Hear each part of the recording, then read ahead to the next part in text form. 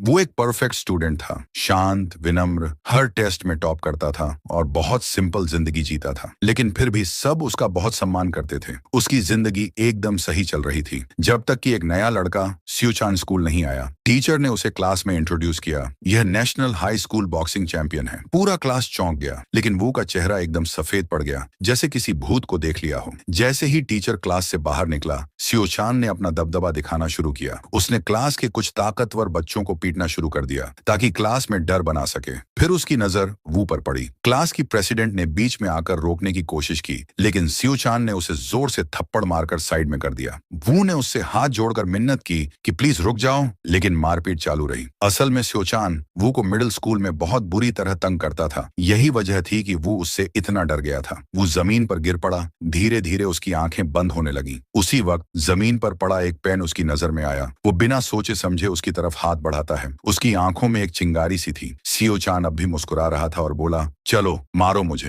हिम्मत है तो। वो पल वू के लिए एकदम आखिरी था। सालों की डर, गुस्सा और बेइज्जती का गुस्सा एक साथ फूट पड़ा। वू ने वो पेन सीधा स्यूचान की आंख में घुसेड़ दिया। पूरी क्लास हैरानी से जड़ हो गई। स्यूचान चीखते हुए अपनी आंख पकड़कर जमीन पर गिर पड़ा। चोट इतनी गहरी थी कि उसकी आंख हमेशा के लिए खराब हो गई। चूंकि ये सेल्फ डिफेंस नहीं माना गया, वू को 3 साल की किशोर सुधार गृह की सजा मिल गई। उसकी मां फूट फूट कर रोने लगी। एक होनहार स्टूडेंट का भविष्य पल में टूट गया, जैसे झाग वाला बुलबुला फूट जाए। जब उसे बस में डिटेंशन सेंटर ले जाया जा रहा था, पीछे की सीट पर एक आदमी बैठा था जिससे सब दूर रहना चाहते थे। वू की सीट एक तेज तर्रार, सुनहरे बालों वाले लड़के ने ले ली, इसलिए वू को उसी डरावने आदमी के पास बैठना पड़ा। जब उस आदमी ने वू की तरफ देखा तो वो डर से कांप गया। डिटेंशन सेंटर में पहुंचते ही सबकी चीजें ले ली गई और उन्हें जेल के कपड़े दिए गए। बस में वू की सीट लेने वाला लड़का, जिसका नाम ओल था, अब उससे दोस्ती करने की कोशिश करने लगा। उसने पूछा, तू किस केस में अंदर आया है? वू ने धीरे से कहा, मर्डर की कोशिश। ये सुनते ही ओल एकदम डर गया और बोला, सॉरी भाई, मैंने तो मजाक में सीट ले ली थी। मेरा केस भी थोड़ा वैसा ही है।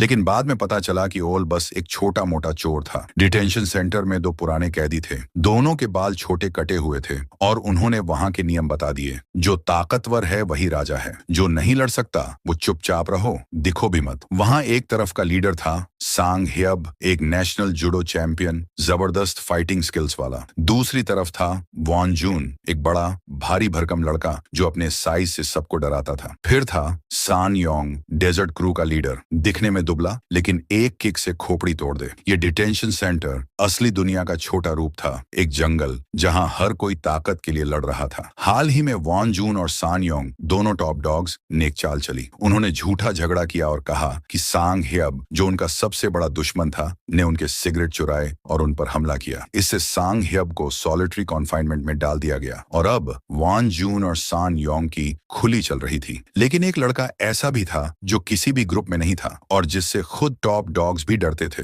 वो था डूहान, वही डरावना आदमी जो बस में वू के बगल में बैठा था। डूहान कोई आम कैदी नहीं था, कोरियन मार्शल आर्ट्स का लीजेंड, सबसे कम उम्र में MMA वर्ल्ड चैंपियन बना था। एक दिन जब उसने गोल्ड मेडल जीतकर रिंग छोड़ा, उसने माँ और बहन को कॉल किया, आज रात पार्टी। लेकिन जब वो घर पहुंचा, दरवाजा खोलते ही उसकी दुनिया बिखर गई। मेज पर बर्थडे केक रखा था, लेकिन चारों ओर खून फैला था। डूहान ने पूरा घर छान मारा, पर उसे माँ और बहन की लाश खून में लथपथ मिली। उसकी बहन का आखिरी शब्द था आह, जो आज भी उसके कानों में गूंजता है। तभी किसी ने पीछे से उसका गला दबाया, लेकिन उन्होंने गलत आदमी को चुना था। डूहान ने फौरन उसे पलटा और उसका पैर तोड़ दिया। माँ की हालत देखकर उसका गुस्सा फूट पड़ा। उसने दूसरे हमलावर का चेहरा कुचल डाला। तीसरा हमला करने आया, चाकू लेकर, लेकिन डूहान ने उसे भी मार डाला। तीनों की मौके पर मौत हो गई। डूहान पर गैर इरादतन हत्या का केस चला। वापस वर्तमान में जेल में फुटबॉल खेला जा रहा था, जो जल्दी ही एक झगड़े में बदल गया। 2 खिलाड़ी बुरी तरह घायल हो गए। वू और ऑल को उनके बदले मैदान में लाया गया। कुछ देर बाद जब टॉप डॉग्स के बीच झड़प हो रही थी, बॉल वू के पैरों के पास आ गई। उसने गलती से बॉल सीधे वॉन जून की कमजोरी, उसके क्रॉच पर मार दी। अब वो बड़ी मुश्किल में था।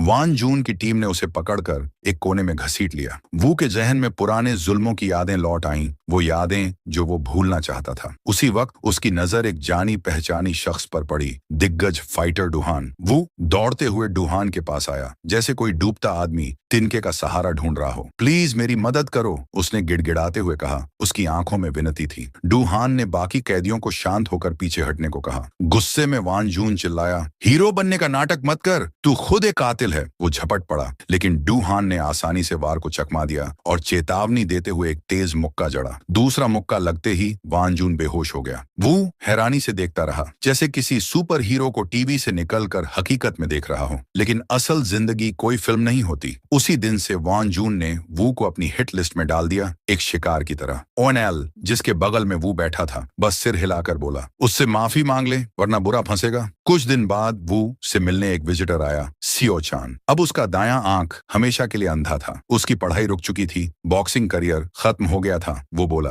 मुझे मर जाना ज्यादा अच्छा लगता। वू ने माफी मांगी, लेकिन सियो चान की नजरें ठंडी रहीं। जब तू जेल से बाहर निकलेगा, उसने गुस्से से कहा, मैं तेरी जिंदगी को नर्क बना दूंगा। वू की आंसू भरी मिन्नतों का उस पर कोई असर नहीं हुआ। वो बिना कुछ कहे मुड़ गया। अब जेल के अंदर भी वो परेशान था और बाहर उसका दुश्मन इंतजार कर रहा था। वो बेचैनी से भर गया, उसे नींद नहीं आती थी। जेल में एक अनकहा नियम था, हर कैदी को रोज एक दूध का पैकेट जेल के सबसे ताकतवर इंसान को देना होता था, वफादारी के संकेत के तौर पर। वू ने डूहान को दूध दिया, लेकिन जब डूहान ने पूछा कि क्या कोई दिक्कत है, वो सोल कुछ कह नहीं पाया। अगले दिन उसने फिर दूध लाया, लेकिन डूहान ने मना कर दिया। अब से मत लाना। वो उसके पीछे गया और हिम्मत जुटाकर बोला, मुझे लड़ना सिखाओ, मैं भी तुम्हारे जैसा मजबूत बनना चाहता हूँ। डूहान ने साफ मना कर दिया। उसे डर था कि वो बदला लेने की कोशिश करेगा, लेकिन वू ने कहा, मैं शांति से जीना चाहता हूँ। पहले मैं सिर्फ छिपना चाहता था, क्योंकि मुझे पीटा जाता था। मुझे कुछ करना नहीं आता था। मैं खुद को कमजोर और बेकार मानता था। लगता था मेरा जन्म ही गलत हुआ है, लेकिन अब मैं भागना नहीं चाहता। उसकी दिल से निकली बातों ने डूहान को छू लिया। मैं एक शर्त पर सिखाऊंगा, उसने कहा, 40 मिनट में 100 चक्कर दौड़ो, तभी ट्रेनिंग शुरू होगी। वो सोल, जो किताबों का कीड़ा था और शरीर से बहुत कमजोर था, कुछ ही चक्करों में हांफने लगा। उसकी नजर धुंधली होने लगी, पैर कांपने लगे। 50वें चक्कर तक वह पूरी तरह थक चुका था। पुराने दर्दनाक यादों के सहारे वह खुद को खींचता रहा। 70 तक पहुंच गया, फिर गिर पड़ा, उल्टी कर दी। वो हार मानने ही वाला था, लेकिन एक डरावनी याद फिर से सामने आई। सियोचान ने उसे टॉयलेट न जाने देने पर उसके ही सामने पेशाब करवा दिया था और फिर उसे चाटने के लिए मजबूर किया था। वो लड़खड़ाता हुआ उठ खड़ा हुआ। 40 मिनट पूरे हो चुके थे, लेकिन उसका गुस्सा और दर्द उसे दौड़ाते रहे। आखिरकार उसने आखिरी चक्कर पूरा किया और डूहान की बाहों में गिर पड़ा। डूहान के वार्डन से रिश्ते के कारण वू को उसके साथ सेल में शिफ्ट कर दिया गया। अब डूहान ने उसकी शारीरिक ताकत जांची। वू की हालत खराब थी। 21 पुशअप, 32 सिटअप और 0 पुलअप। डूहान ने कहा, कल से हर दिन एक एक्स्ट्रा दोहराना जोड़ना होगा, वरना वापस अपनी पुरानी सेल में चले जाना। वू ने पूरी ताकत लगाकर एक कमजोर पुलअप किया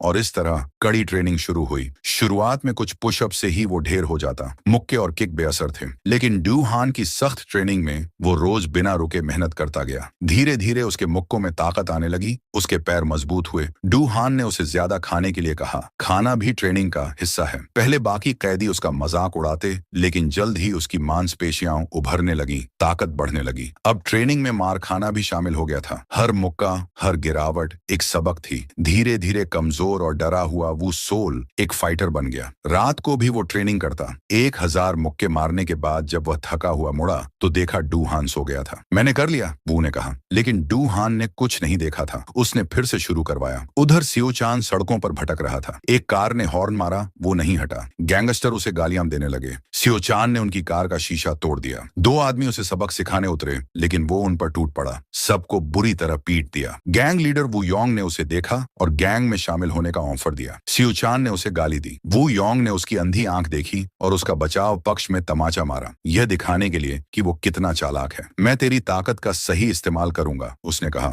मैं तुझे और भी ताकतवर बनाऊंगा। जेल में वो सोल पढ़ाई करते हुए स्क्वाट्स करता। ऑल हैरान था। क्या तू वान जून से भिड़ने की तैयारी कर रहा है? वू ने कहा, नहीं, मैं अब कमजोर नहीं रहना चाहता। लेकिन फिर बुरी खबर आई। डूहान का ट्रांसफर हो रहा था। 23 साल से ऊपर के कैदियों को वयस्क जेल भेजा जाता था। डूहान ने बस इतना कहा, अब और ज्यादा मेहनत करो, वक्त कम है। उस दिन वू ने देखा कि ऑल को पीटा जा रहा है। उसने बीच बचाव किया। गुंडों ने उसे घेर लिया, लेकिन अब वो पुराना कमजोर लड़का नहीं था। उसने सिर्फ उतनी ही ताकत लगाई जितनी जरूरी थी अपने दोस्त को बचाने के लिए। जल्द ही वान जून के आदमियों ने उसे बुलाया। वो खुद वान जून के सामने पहुंचा। वू सोल ने माफी मांगी, कहा कि उसने अपने दोस्त को बचाने के लिए मारा था। वान जून ने कोई जवाब नहीं दिया, मुक्का मारा। वू ने दूसरा वार चकमा देकर पलटवार किया। वान जून बेहद ताकतवर था, उसके मुक्के हथौड़े जैसे लगते। उसने वू को जमीन पर पटक दिया, लेकिन वू सोल ने वापसी की, सिर पर एक किक मारी, पर असर नहीं हुआ। वान जून ने उसे मारना जारी रखा। जोरदार मुक्के उसके चेहरे पर पड़े। सबको लगा वो हार गया, लेकिन वो फिर से उठ खड़ा हुआ, एक और मुक्का झेला और फिर पूरी ताकत से एक हेडबट मारा। वान जून गिर पड़ा। वू ने मुक्कों की बरसात शुरू कर दी। जितने भी दर्द उसे झेलने पड़े थे, सब लौट आए। तभी डू हान आ गया। उसकी आंखें कह रही थीं, मेरी राह मत अपनाना। दूसरी ओर स्यू चान अब एक निर्दयी भाड़े का गुंडा बन चुका था। वो योंग का दाहिना हाथ। वू ने वान जून को हराया था, लेकिन वो रुका नहीं। डू हान की निगरानी में वो अब भी कठिन ट्रेनिंग करता रहा। एक दिन उसे अच्छा खाना मिला और डू हान के साथ स्पैरिंग का मौका, लेकिन वू ने पूरी ताकत से वार नहीं किया। डू हान गुस्से में बोला, पूरी ताकत से लड़, वरना हार जाएगा। अगले सेशन में वू का मुक्का डू हान के चेहरे से कुछ इंच दूर रुका। डू हान ने कहा, झिझक मत करना। जैसे ही तुझे लगेगा कि तू जीत रहा है, अगर तूने गार्ड नीचे किया, तू हार जाएगा। समझे? ये हमारा आखिरी सेशन है। डू हान अब वयस्क जेल जा रहा था। तेरी सबसे बड़ी ताकत है, तू मुश्किलें सह सकता है। फिर कहा, शार्क के बारे में जानते हो? उनके पास तैरने के लिए एयरबैग नहीं होता। अगर वो रुकती हैं तो डूब जाती हैं। तुझे भी शार्क की तरह जीना है, कभी मत रुकना। उनकी विदाई में ना कोई गले मिलना था, ना आंसू, बस एक छोटी सी मुस्कान। लेकिन वू के दिल में एक बड़ा खालीपन छोड़ गई। अब डू हान के बिना भी वू रोज ट्रेन करता, खुद को हर दिन थोड़ा और धकेलता, जैसे एक छोटी शार्क तैरना सीख रही हो। एक कैदी जिसे हाल ही में रिहा किया गया था, अब सियोचान के लिए काम कर रहा था। वो गर्व से कहता, डू हान ने वू सोल को शार्क बना दिया है। लेकिन अब सियोचान के चेहरे पर गुस्से की जगह एक रहस्यमयी चुप्पी थी। सियोचान बस मुस्कुराया और उसे आगे बढ़ने का इशारा किया। जेल में इससे पहले कि वो सोल पूरी तरह से डू हियन के जाने को समझ पाता, सान योंग ने उसे एक लड़ाई के लिए ललकारा। शर्त थी, जो हारेगा वह अपनी सजा की बाकी अवधि तक जीतने वाले की सेवा करेगा। वो सोल को अपनी स्थिति की कोई परवाह नहीं थी। उसने एक शर्त पर लड़ाई के लिए हामी भर दी। सान योंग को कमजोर कैदियों को तंग करना बंद करना होगा। सान योंग ने मना कर दिया और उसे चेतावनी देते हुए एक किक मारी। जब वो सोल अपने पुराने सेल ब्लॉक में लौटा तो उसकी मुलाकात सांग हायो से हुई, जो हाल ही में एकांत कारावास से बाहर आया था। मेरी जगह लेने की कोशिश कर रहा है, सांग हायो ने उसे चुनौती दी। वो सोल ने अप्रत्याशित जवाब दिया, दिलचस्पी नहीं है। ये सुनकर सांग हायो अवाक रह गया। पर मैंने सुना है कि तू लड़ाई का दीवाना है, वह बड़बड़ाया। 5 दिन पंख लगाकर उड़ गए। वो सोल और सान योंग की लड़ाई निकट थी। माहौल में तनाव था। इसी दौरान सियोचान वू सोल से मिलने आया। उसने अपने एक साथी की उंगली को पटाखे की तरह तोड़ते हुए धमकियां दी। तू मेरी ही ट्रेनिंग कर रहा है ना? उसने ताना मारा। मुझे इंतजार है इस बार का। लेकिन इस बार वो न तो डरा, न झिझका और न ही नजरें चुराई। उधर सान योंग को लगा कि वो सोल डर के मारे नहीं आएगा, इसलिए उसने सांग हायो को छेड़ना शुरू कर दिया। लेकिन हैरानी की बात यह थी कि सांग हायो ने दार्शनिक अंदाज में जवाब दिया, हर वक्त लड़ते रहने का क्या मतलब है? भले ही तू पहले कचरा था, इसका मतलब ये नहीं कि तू हमेशा कचरा ही रहेगा। वो अपनी बात पूरी कर पाता उससे पहले वो सोल वहां पहुंच गया। उसकी आंखों में ठंडा अडिग इरादा था। बिना कुछ कहे सान योंग ने वज्र गति से हमला कर दिया। उसकी बिजली जैसी किक्स वो सोल पर बरसने लगी, लेकिन वू ने उनमें से एक को पकड़ लिया और सान योंग को गिरा दिया। वह उस पर झपट पड़ा और घूंसे बरसाने लगा। सान योंग ने पलटवार किया। वो सोल को जमीन पर पटका और चेहरे पर जोरदार किक मारी। सबको लगा कि लड़ाई खत्म हो चुकी है, लेकिन वो सोल डगमगाते हुए उठ खड़ा हुआ। वो कोई बड़ा फाइटर नहीं था, लेकिन उसमें जबरदस्त संघर्षशीलता थी। उसने एक किक रोकी और सान योंग की जांग पर घूंसे बरसाए, जिससे वह दर्द से चिल्ला उठा। फिर वो सोल ने छलांग लगाई और उसे चौक होल्ड में ले लिया। अपनी टांगें कसकर उसके चारों ओर लपेट लीं ताकि वह भाग न सके। देखने वालों को डर था कि वह सान योंग को मार ही डालेगा, लेकिन तभी एक गार्ड आ गया और वो ने उसे छोड़ दिया। उसे तुरंत एकांत कारावास में डाल दिया गया, लेकिन वह वहां भी ट्रेनिंग करता रहा, क्योंकि असली लड़ाई अभी बाकी थी। इस लड़ाई के बाद जेल के बड़े खिलाड़ी समझ गए कि वो सोल अब सच में शार्क बन रहा है। अब उसे छेड़ना मतलब खुद को मुसीबत में डालना। जेल में लड़ाई बंद हो गई और एक अजीब सी शांति छा गई। सभी ने वो सोल का सम्मान करना शुरू कर दिया। सबको लगा था वह हार जाएगा, लेकिन उसने संघर्ष करके जीत हासिल की। तू वाकई में जबरदस्त है, सान योंग ने स्वीकार किया। यहाँ तक कि सान योंग और वान जुन भी अब वू सोल के दोस्त बन गए। जेल की सांझी तकलीफों से एकजुट, अच्छे व्यवहार के कारण वू सोल को समय से पहले रिहा कर दिया गया। रिहा होने से पहले उसने वार्डन से इजाजत मांगी कि वह उस मैदान में एक बार जाए जहां उसने डू हियन के साथ ट्रेनिंग की थी। वह वहां गया, चुपचाप अपने गुरु को धन्यवाद दिया और उन अविस्मरणीय दिनों को याद किया। अपना पुराना स्कूल यूनिफॉर्म पहनकर बाहर निकला ही था कि उसका पुराना दुश्मन सियो चान सामने आ गया। बहुप्रतीक्षित मुकाबला शुरू हो गया। शुरू से ही वो सोल को पंचिंग बैग की तरह पीटा जा रहा था। सियो चान अब स्कूल का बुली नहीं, एक सीजन्ड स्ट्रीट फाइटर बन चुका था। वह वार पे वार करता गया और वह सोल को उसकी माँ की बेइज्जती याद दिलाकर ताने मारता गया। कैसे वो कुत्ते की तरह रहम की भीख मांग रही थी। जब वो ने एक पंच मारा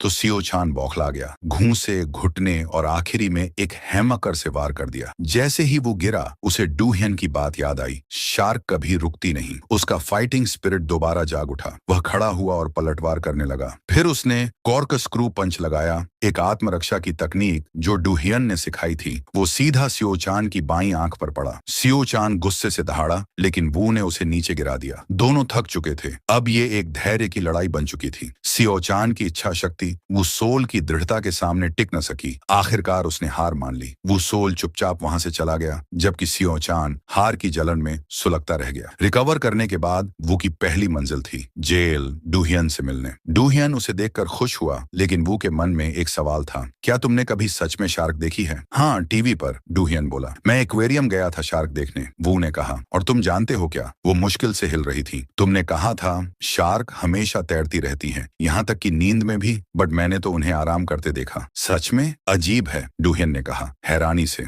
3 महीने पहले सियो चान से हुई लड़ाई के बाद जेल से बाहर की जिंदगी वो सोल के लिए आसान नहीं थी। जो लोग जेल से छूटते हैं उन्हें समाज में भेदभाव और नफरत का सामना करना पड़ता है। वो सोल और उसके जेल के दोस्त एक दूसरे का सहारा बनकर रह रहे थे। वो सोल अब भी रोजाना ट्रेनिंग कर रहा था। सान योंग ने एक पिज्जा डिलीवरी का बिजनेस शुरू किया। वॉन जून कंस्ट्रक्शन का काम करता था और साथ में जीएडी की पढ़ाई कर रहा था ताकि कॉलेज जा सके। सांग ह्यब फिर से अपनी जूडो ट्रेनिंग में लग गया था। उन्होंने तय किया था कि वो कभी हार नहीं मानेंगे। वो सभी अपने बीते हुए कल के बदनाम इतिहास को पीछे छोड़कर आगे बढ़ने का इरादा कर चुके थे। वो सोल डूहान से मिलने गया और उसने एक अच्छी खबर दी। उसे एक जिम में काम मिल गया था। काम तो छोटा मोटा था, लेकिन रहने और खाने की सुविधा फ्री में मिल रही थी, जिससे उसका किराया बच रहा था। वो कड़ी मेहनत कर रहा था, एक फाइटर बनने का सपना लिए। उसे पता था ये रास्ता आसान नहीं होगा, लेकिन शार्क कभी तैरना नहीं छोड़ती। डूहान चिंतित था। वो सोल अभी भी युवा और अनुभवहीन था और बाहर सियो चान जैसा खतरनाक दुश्मन भी था। डूहान ने उसे समझाया,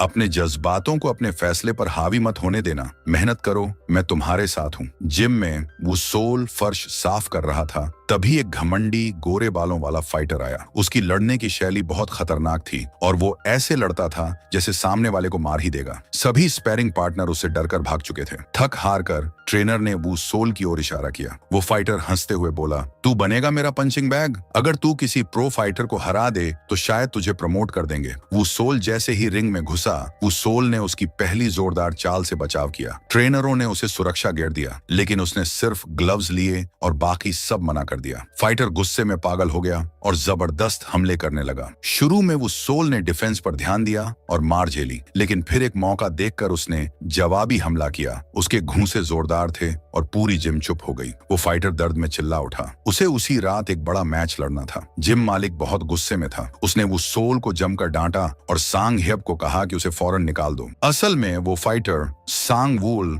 एक गैर कानूनी फाइटिंग रिंग FOG में भाग लेता था। इस रिंग की फाइट्स एक प्राइवेट ऐप पर लाइव दिखाई जाती थी और वहां केवल VIP लोग ही आकर दांव लगाते थे। दोपहर की फाइट खत्म हो चुकी थी और अब मेन इवेंट में सांग वूल की फाइट होनी थी, लेकिन उसकी कलाई घायल थी और वो गायब हो गया था। स्टाफ घबरा गया और मालिक को खबर दी। तभी एक अनाउंसमेंट हुआ, सांग वूल की जगह एक स्पेशल फाइटर लड़ाई करेगा। सभी पुराने दांव रद्द कर दिए गए और एक नई पेशकश दी गई। जो भी दांव लगाएगा उसे 10 गुना मिलेगा, चाहे नतीजा कुछ भी हो। वो विशालकाय फाइटर जो सांग वूल का विरोधी था डर गया। उसे नहीं पता था कि सामने कौन आएगा। फिर मिस्ट्री फाइटर सामने आया, वू योंग, FOG का असली मास्टरमाइंड और वही इंसान जिसने सियो चान को भर्ती किया था। वू योंग का नाम सुनते ही सभी हैरान रह गए। फेयरनेस बनाए रखने के लिए एक नया नियम आया, अगर वो विशाल फाइटर 30 सेकंड तक टिक गया तो वो जीत जाएगा। फिर भी ज्यादातर लोग वू योंग पर दांव लगाने लगे। वू योंग रिंग में गया और उस फाइटर को बोला, चिंता मत कर, मैं तेरे सारे कर्ज चुका दूंगा। फाइट शुरू हुई।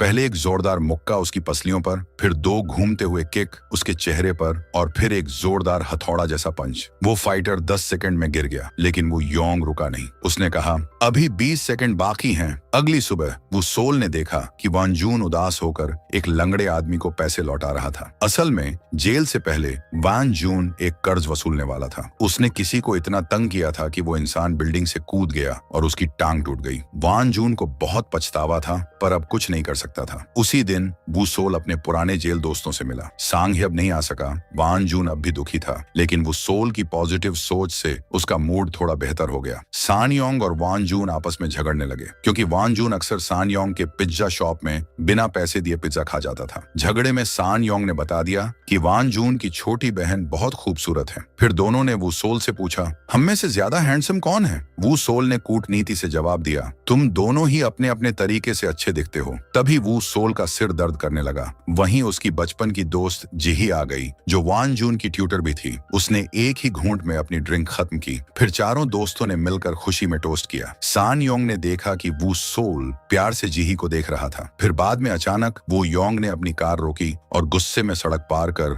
सान योंग की पिज्जा शॉप में घुस गया। वो योंग ने वू सोल से कहा, मुझसे लड़ो। फिर हमें 3 घंटे पहले का सीन दिखाया जाता है। वो योंग ने अपने आदमियों को आदेश दिया था कि सांग वूल उसकी गर्लफ्रेंड और मैनेजर को एक बड़ी यॉट पर ले जाओ। जब वो योंग स्पीड बोट से वहां पहुंचा तो तीनों पहले से घुटनों पर बैठे थे। चेहरों पर डर और चोटें साफ थीं। सांग वूल डरा हुआ कांप रहा था। वो योंग ने पूछा, मुझे बताया गया है कि तू कलाई की चोट के कारण फाइट छोड़कर भाग गया। ये चोट किसने दी? सांग वूल बोला, एक सफाई कर्मचारी। वू सोल सांग वूल लड़खड़ाते हुए बोला, एक सफाई कर्मचारी, कोई फाइटर नहीं। वू योंग ने भौहें उठाई। चिंता मत करो, आज रात की फाइट हो जाएगी। सांग वूल ने राहत की सांस ली और वादा किया कि ऐसा दोबारा नहीं होगा। वू योंग का चेहरा सख्त हो गया। अब अगली बार नहीं होगी, उसने ठंडे स्वर में कहा। वू योंग ने सांग वूल की गर्लफ्रेंड और उसके मैनेजर की ओर देखा। अगर तुम्हें अपनी जान किसी के हाथ में सौंपनी हो तो किस पर भरोसा करोगे? सांग वूल ने अपने मैनेजर को चुना। वो मेरे भाई जैसा है, उसने समझाया। असल में कजिन है।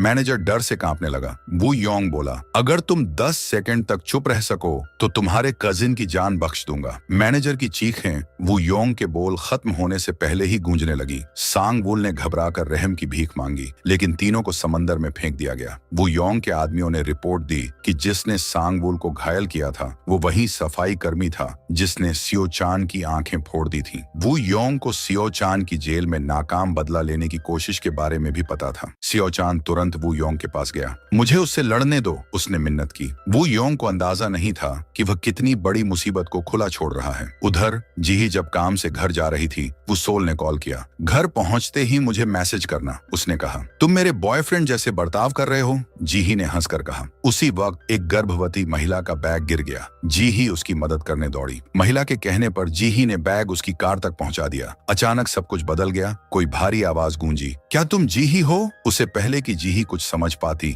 एक आदमी ने उसका मुंह दबाया और उसे एक वैन में उठा ले गया। वैन पर मानसिक अस्पताल का निशान था। वहीं दूसरी ओर जिम में, जो उस दिन बंद था, वो सोल सांग ह्यब के साथ अभ्यास कर रहा था। वान जून और सान योंग उसे देखने पहुंचे। वान जून ने कहा, यह लड़का तो अब काफी बढ़ गया है। इसी की वजह से हम अब ईमानदारी से जी रहे हैं। वैन के अंदर वह महिला नकली पेट निकाल फेंकती है और अपने साथी को जीही के हाथ पैर बांधने का हुक्म देती है। जीही ने फायर एक्सटिंग्विशर उठाकर उस आदमी के चेहरे पर मारा और दरवाजे की ओर भागी, लेकिन महिला ने उसे फिर अंदर लात मारकर धकेल दिया। स्पैरिंग के बाद वू सोल को वान जून और सान योंग बाहर इंतजार करते मिले। तुम यहाँ क्या कर रहे हो? वू सोल ने पूछा। मेरा बिजनेस बर्बाद हो गया, सान योंग ने नाटकीय अंदाज में बताया। बर्बाद? मुझे मनहूस मत बोलो, वान जून ने चिढ़ते हुए कहा। सांग ह्यब भी आ गया और सान योंग के बिजनेस के बारे में पूछने लगा। सब हंसी मजाक कर ही रहे थे कि वो सोल को जिही का वीडियो कॉल आया। उसने कॉल उठाया, लेकिन जिही की जगह सिर्फ उसकी डरी हुई चीखें और झगड़े की आवाजें सुनाई दी। उसने फिर कॉल किया, लेकिन कोई जवाब नहीं आया। उसे याद आया जब वू योंग ने कहा था, मैं ही सियो चान को पैसे देता हूँ, मेरे लिए काम करो तो पैसा और नाम दोनों मिलेगा। तुम्हारे जैसे रिकॉर्ड वाले को मैं ही ऊपर ले जा सकता हूँ। लेकिन वो सोल ने मना कर दिया था। मुझे कोई दिलचस्पी नहीं, मैं सियो चान नहीं हूँ, मैं अपनी राह खुद तय करता हूँ। अब वो सोल को समझ आया कि जिही की किडनैपिंग के पीछे वो योंग का हाथ है। वह तुरंत भागने लगा, लेकिन वान जून ने उसे रोका। शांत हो जाओ, अकेले गए तो फंस जाओगे। सान योंग ने पुलिस को कॉल किया, लेकिन पुलिस ने कहा कि उन्हें और जानकारी गाड़ी चाहिए। तभी वू के फोन पर एक मैसेज आया, कंस्ट्रक्शन साइट। चारों दोस्त सान योंग की पुरानी डिलीवरी वैन में बैठकर वहां पहुंच गए। वे अलग अलग दिशा में जीही को ढूंढने लगे, लेकिन उसका कोई पता नहीं चला। तभी वो सोल को कीचड़ में उसकी चाबी मिली। उसने उसका फोन मिलाया। धीमी आवाज में रिंगटोन सुनाई दी, एक सुनसान इमारत के अंदर से। वो बिना सोचे दौड़ पड़ा। अंदर दो हट्टे कट्टे आदमी जीही को पकड़े हुए थे। एक वही था जिसे उसने वैन में मारा था। वह बदला लेने ही वाला था कि वो सोल अंदर घुस आया और एक जबरदस्त पंच और किक से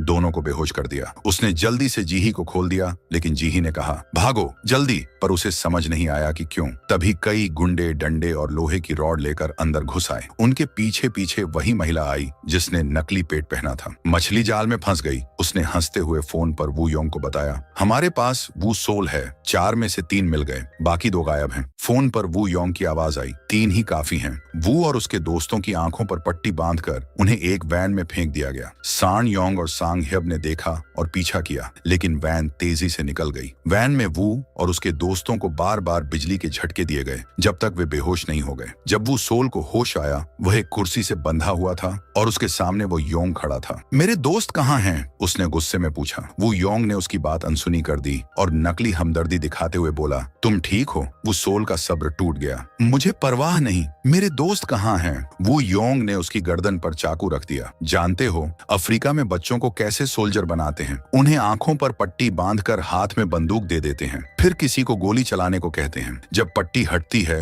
और वो खून और लाशें देखते हैं, वो डर से हमेशा के लिए वश में हो जाते हैं। उसने पीछे बंधे 2 लोगों की ओर इशारा किया। सोचो, तुम वही बच्चा हो। तय करो कौन मरेगा। जिसे तुम चुनोगे वो मरेगा, दूसरा बचेगा। या अगर ये करना मुश्किल है तो तय करो किसे बचाना चाहते हो। वो सोल गिड़गिड़ाया, इनका इससे कोई लेना देना नहीं, प्लीज इन्हें जाने दो। वो सोल ने गिड़गिड़ाते हुए माफी मांगी। वो योंग ने झुंझलाकर कहा, धत्त तेरी, तू मेरी मस्ती का सारा मजा खराब कर रहा है। उसे एक फोन कॉल ने बीच में रोक दिया और उसने वो सोल को अपनी एक सहयोगी पीले सूट वाली औरत के हवाले कर दिया। अगर इसने कुछ भी गड़बड़ करने की कोशिश की तो दोनों को मार डालना, उसने आदेश दिया। उस औरत ने वो सोल को चिढ़ाया और अपने आदमियों को सब कुछ रिकॉर्ड करने को कहा। उसने वो सोल को निर्णय लेने के लिए 10 सेकंड दिए और टाइमर चालू कर दिया। वो सोल खुद को छुड़ाने के लिए बेतहाशा छटपटाया, यहाँ तक कि जमीन पर गिर गया, लेकिन कोई फायदा नहीं हुआ। अगर तूने नहीं चुना तो दोनों मरेंगे, उसने याद दिलाया। जी ही वान जून, मैं क्या करूं? वो सोल ने पीड़ा में कहा, मुझे नहीं पता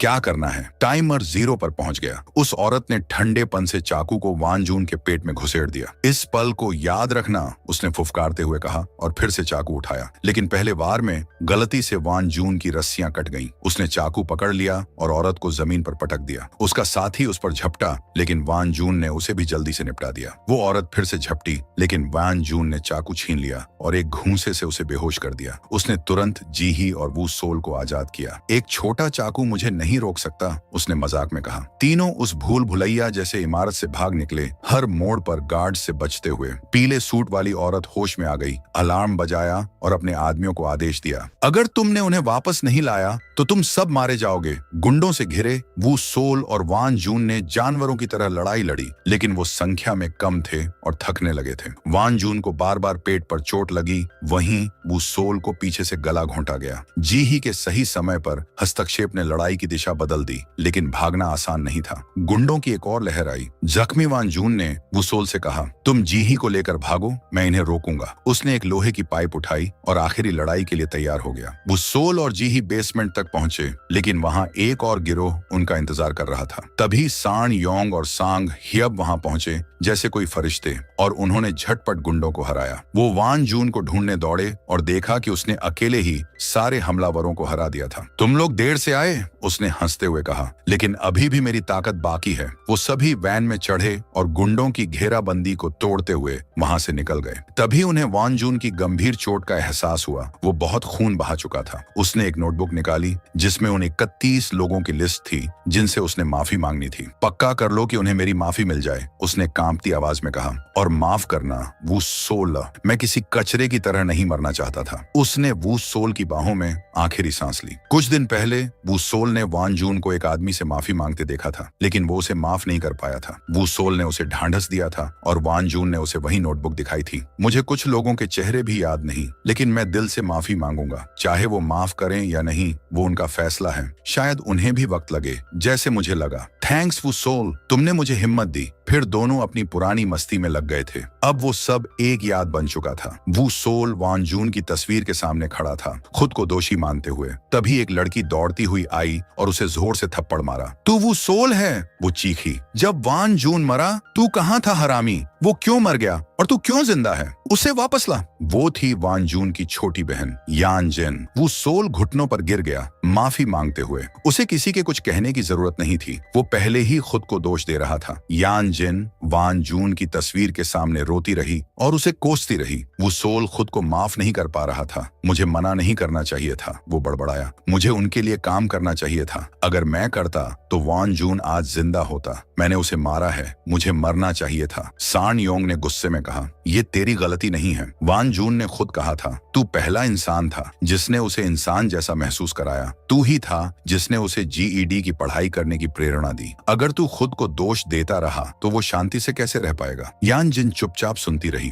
अब उसे वो सोल और उसके भाई के रिश्ते की गहराई समझ आने लगी थी। उधर जीही अपनी माँ से बात कर रही थी जब एक आदमी से टकराई। उसके चेहरे पर बड़ा सा निशान था। उसे शक हुआ और उसने उसका पीछा किया। वो आदमी एक डिटेक्टिव से मिला जो वान जून के केस को संभाल रहा था। उसने उसे धमकाया और फिर वू योंग के राइट हैंड के आदमी की कॉल पर मजबूर किया। उन दोनों ने मिलकर पैसे के बदले में किसी और पर सारा इल्जाम डालने की साजिश रची। जीही ने तुरंत ये बात सान योंग और सांग ह्यप को बताई। अब ये साफ हो गया कि पुलिस भी वू योंग की जेब में थी। तभी वू योंग की तरफ से एक शोक संदेश वाला फूलों का हार आया। गुस्से से तिलमिलाए सान योंग ने उसे चूर चूर कर दिया। चूल्हे में जाए पुलिस, अब हम खुद ही सब संभालेंगे। वो वू योंग को ढूंढने निकल पड़ा, लेकिन सांग ह्यब ने उसे रोका। दोनों की बहस इतनी बढ़ गई कि जीही को चिल्लाकर रोकना पड़ा। वू सोल ने वान जून की नोटबुक खोली और उसकी नजर आखिरी पन्ने पर पड़ी। वहां लिखा था, मेरे मजबूत सक्षम दोस्त वू सोल, चलो जिंदगी भर दोस्त रहें। बारिश गिर रही थी, जैसे आसमान भी रो रहा हो। वू सोल ने अपनी मुट्ठी भींच ली